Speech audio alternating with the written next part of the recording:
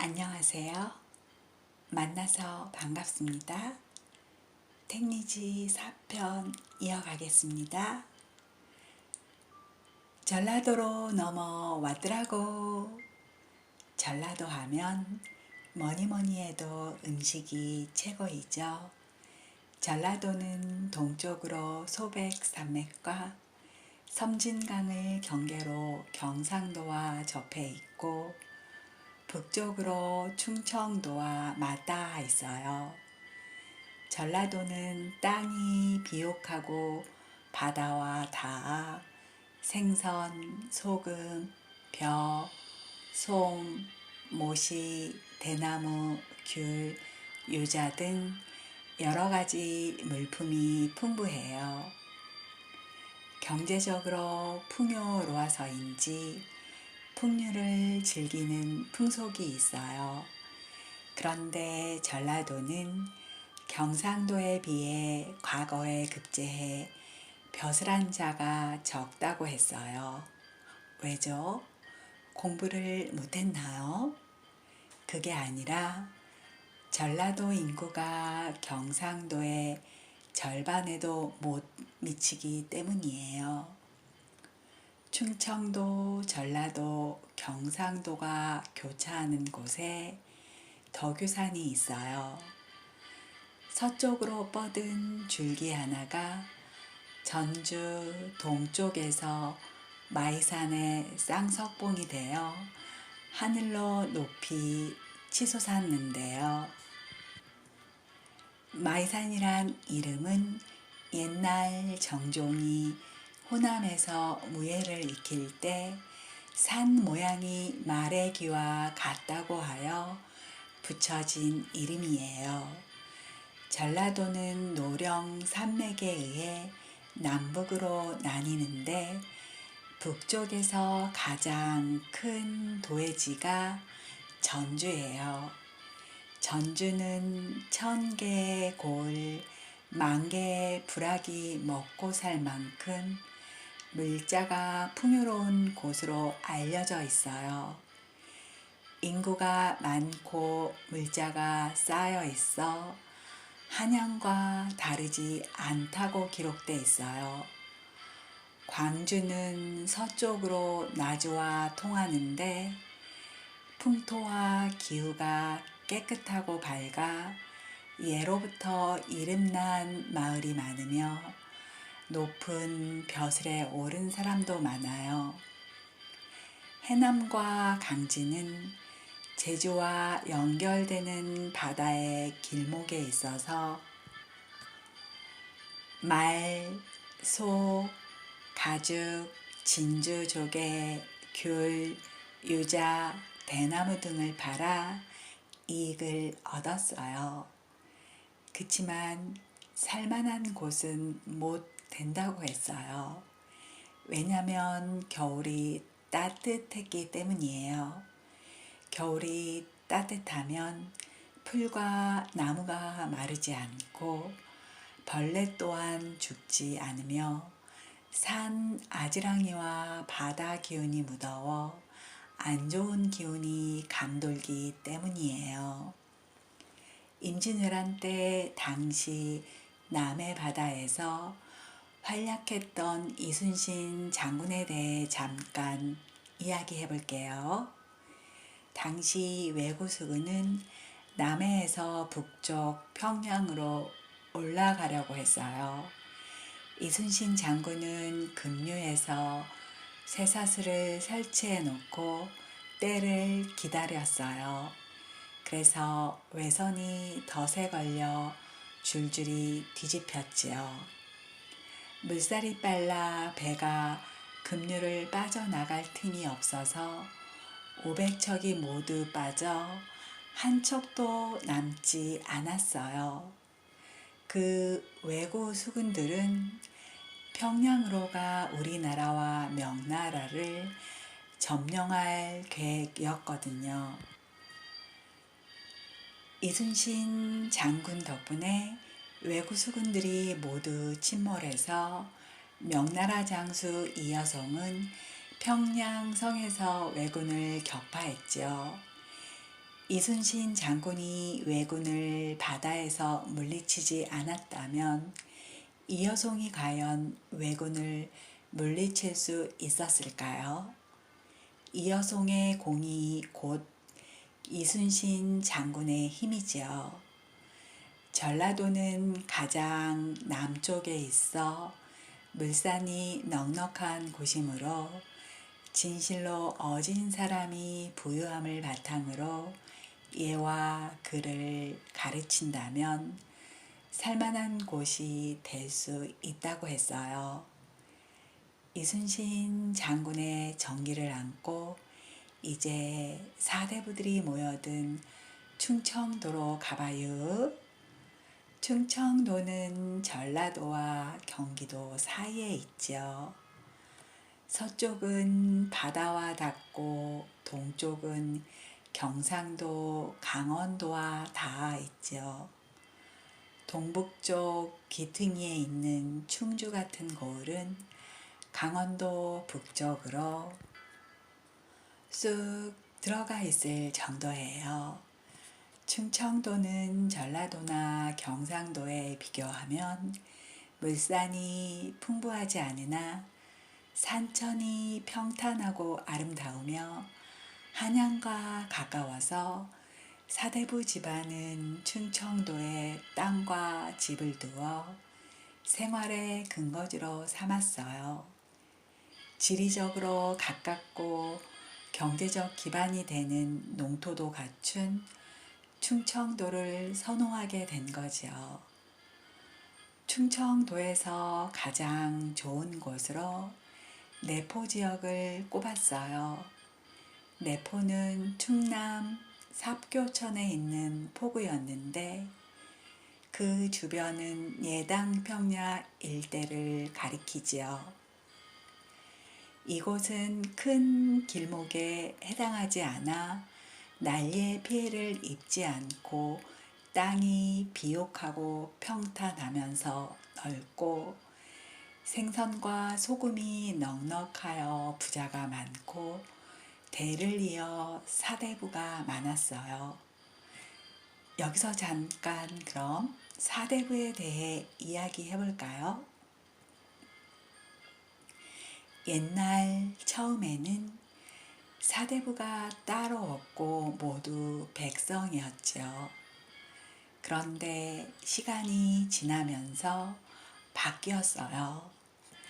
어질고 덕이 있는 선비는 임금이 벼슬을 주었고 벼슬을 못한 사람은 농사를 짓거나 물건을 만들거나 장사를 했지요. 벼슬을 하지 못한 선비는 부귀를 누리지는 못했으나 집안을 다스리고 자신을 수양하는 데 힘을 기울여 분수에 넘치는 일이 없었지요. 여기서 사대부라는 이름이 생겼고 이들 사대부는 일반 백성과 달랐어요. 성인의 법은 사대부만 실천할 수 있는 것이 아니라 농공상도 모두 실천할 수 있는 것이라 사대부와 농공상은 다르지 않았어요. 그런데 사대부는 농공상의 일을 할 수 있어도 농공상은 사대부 일을 할 수 없었어요. 이에 자연스럽게 사대부를 귀하게 생각하게 되었고 귀함과 천함으로 차별하게 되었지요. 그러니까 요즘으로 말하면 사대부가 농공상보다 스펙이 좋았다는 말이군요. 그럼 다시 충청도 이야기 이어가겠습니다. 공주는 전라도와 한양을 잇는 도로가 지나는 곳이죠. 과거에는 공주 지역이 아주 넓었는데요.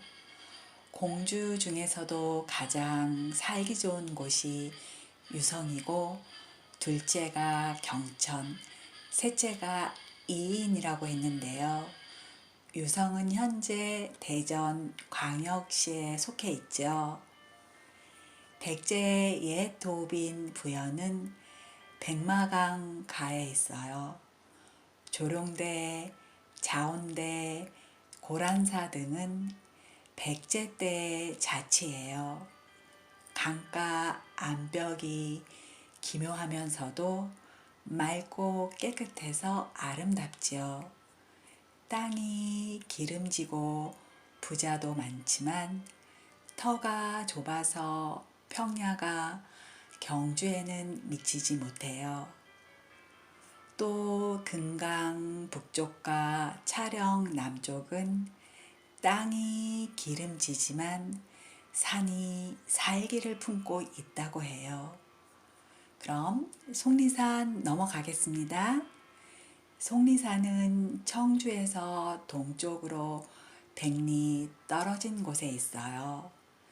속리산에서 흐르는 물은 북쪽으로 흘러 충주 달천으로 들어가 한강으로, 또 서쪽으로 흘러 금강으로, 동쪽은 낙동강으로 흘러들지요. 청주 북쪽에 자리한 진천은 땅이 기름져요. 살기 좋다는 뜻으로 살아서는 진천, 죽어서는 용인이라는 말도 있죠. 실제로 진천쌀은 맛이 좋기로 유명해요. 충주는 한강 상류에 자리한 고을로 물길로 다니기 편리하여 서울 사대부들이 많이 살았어요.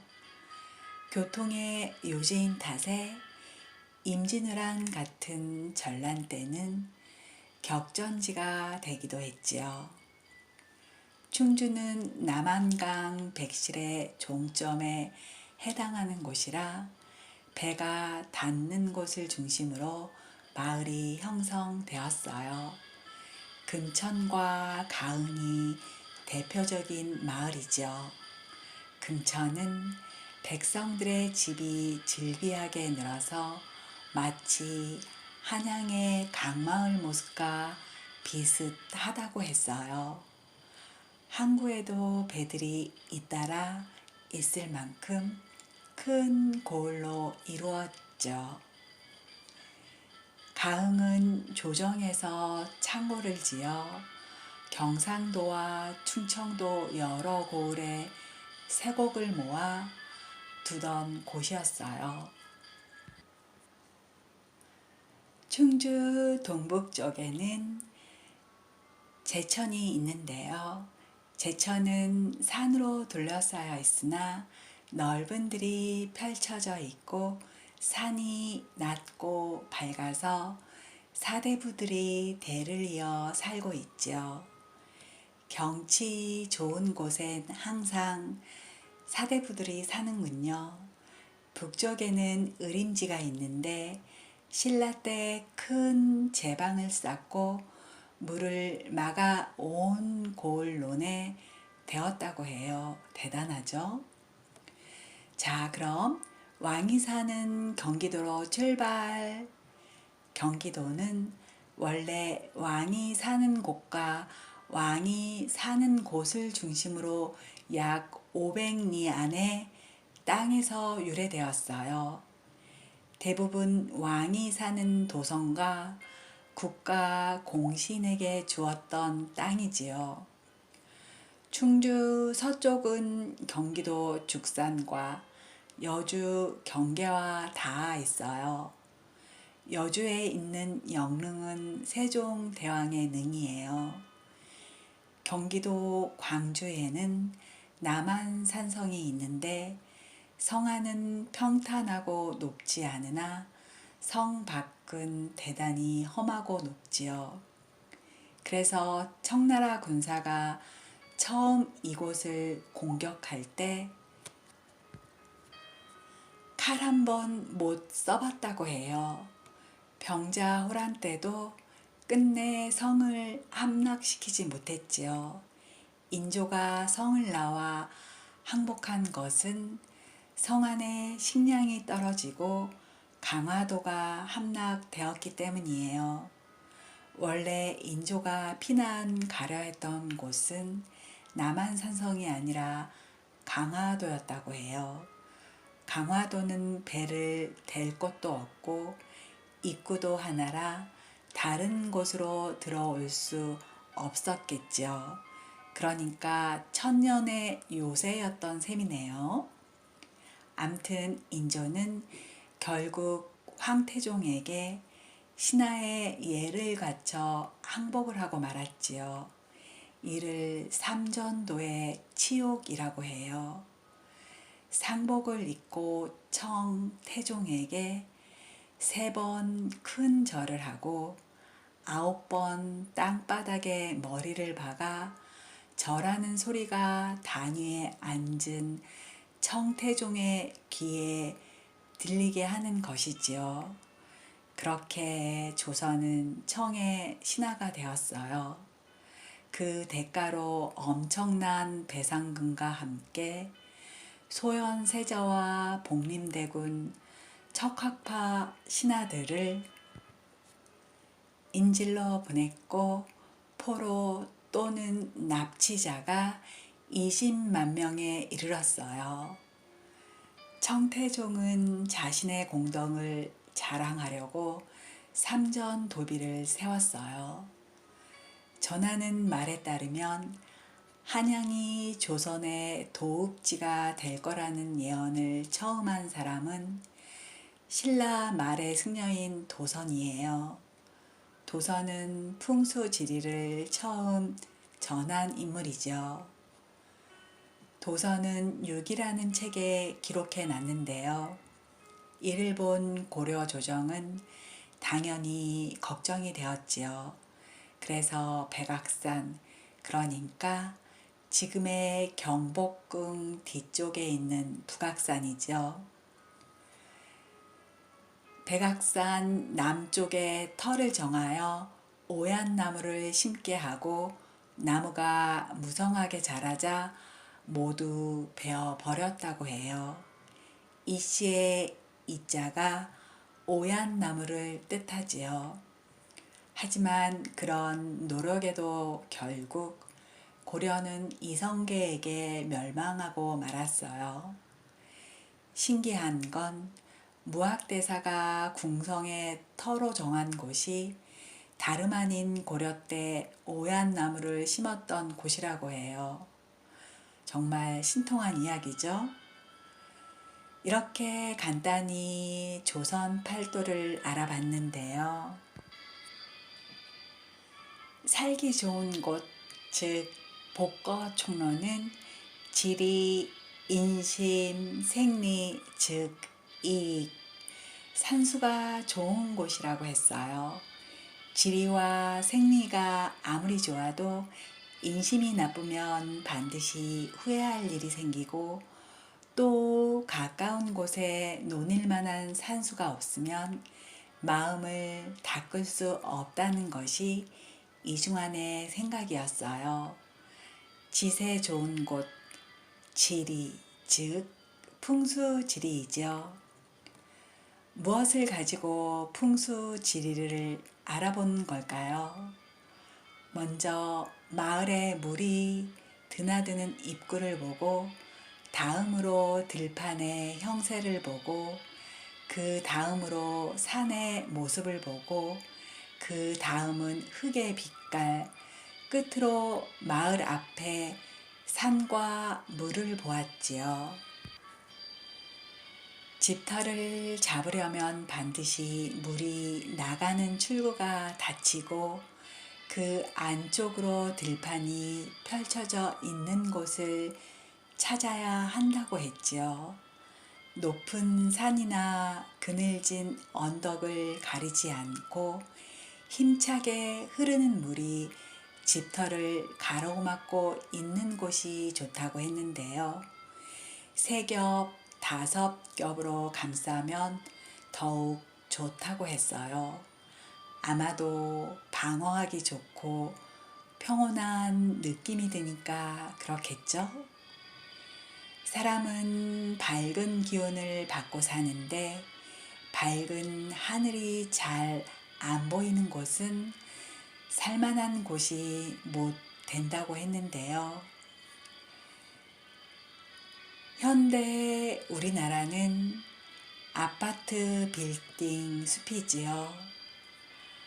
앞에 들이 넓게 펼쳐져 있고 아무것도 없으니 햇빛이 잘 들고 해와 달과 별이 항상 환하게 비추고 풀벌레 소리,